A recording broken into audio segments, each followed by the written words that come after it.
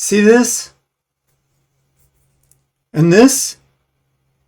If I was to duct tape this up to the wall here, I'd probably be banged for copyright infringement because a viral banana duct tape to a wall just sold for $6.2 million at Sotheby's auction in November 2024. I'm getting this information from the Smithsonian Magazine. Artist Maurizio Catalan duct taped a banana to the wall and called it art. Is it art? Well, I guess it is. But it's totally devoid of imagination. And it feels like all art today is just completely devoid of imagination. And you know who I blame? I blame Andy Warhol. I think that Andy Warhol's democratization of art, commoditization of art, has decayed it considerably to the point where art doesn't really exist anymore. Just this crap, you know? The Washington Post, Ashley Fetters-Malloy commented that the price tag it commanded spoke to its universality, the way it pierces through the cultural zeitgeist at the very center. Please! The only thing it tells us is that people will spend money on crap. This just tells us that we're devoid of imagination.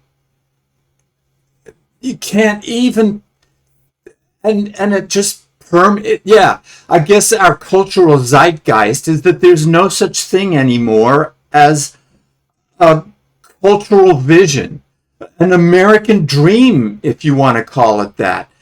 We just don't have it anymore. And yes, I do agree that there are some pockets of the planet where art is being made. My friend Marcy Hubbard makes excellent encaustic and tiny house collages that I think really have a lot of imagination. She just came back from New Zealand where she showcased some artists there who are employing Maori motifs to fire the imagination of the New Zealand people. I think that's wonderful. And of course there's Banksy, whose imagination is just stunning as far as I'm concerned, in my humble opinion.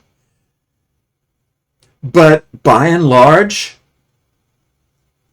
art, capital A art, it's just in a phase of such decadence that I find myself becoming a reactionary. I like to look back at the work of Laszlo Krasznahorkai, the way he would speak about art that would come alive when you looked at it, that would follow you around the room when you were interacting with it. I'm sorry, art just doesn't do that anymore. And I think it was intentional.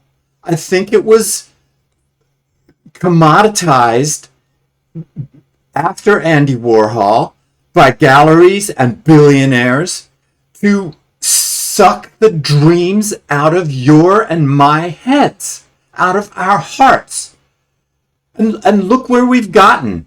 We've gotten to the point now where nobody believes in anything anymore. We have our leaders who pretend to believe in a dream. Vladimir Putin pretends to believe in a dream of resurrecting the Soviet Union, but he doesn't believe in a thing. Donald Trump wants to believe in making America great, but Donald Trump doesn't believe in anything. It, they lack imagination. We lack imagination. And you know what? I can't really go back and blame Catalan for this, because this commanded $6 million at the at Sotheby's, because it was at a thing in the Art Basel Miami Beach. They had to shut down the exhibit because so many people were coming to it just to look at a goddamn banana duct taped to a fucking wall. God almighty. Where are your imagination, people? Why are you willing to get out of bed, get on your best clothes, go to this art convention and interact with this? It just speaks to how pathetic and how your imagination really is. Come on, we can do better. This is just suffering. Come on, let's do better. Okay, calming down a little bit. I'm a little perturbed that this art has made a reactionary out of me. You know, I'm a progressive person. I consider myself very progressive, and suddenly I'm knee-jerk reaction and become an art reactionary. But maybe, you know, this is a degeneracy, and I'll call it degenerate art, has reached such a level that we need to start reacting. We need to start building our imaginations again. We need to get a collective vision for our nation, or else our dreams will continue to be preyed upon. And really, please try to convince me that this was actually Catalan's vision, his attempt to tell us that our imaginations are so impoverished and we are so bereft of vision that we can call this art. Go ahead, try and convince me that that was the original intention of this piece. All right, that's all I've got to say today. Thank you for listening. Have a nice day. Bye.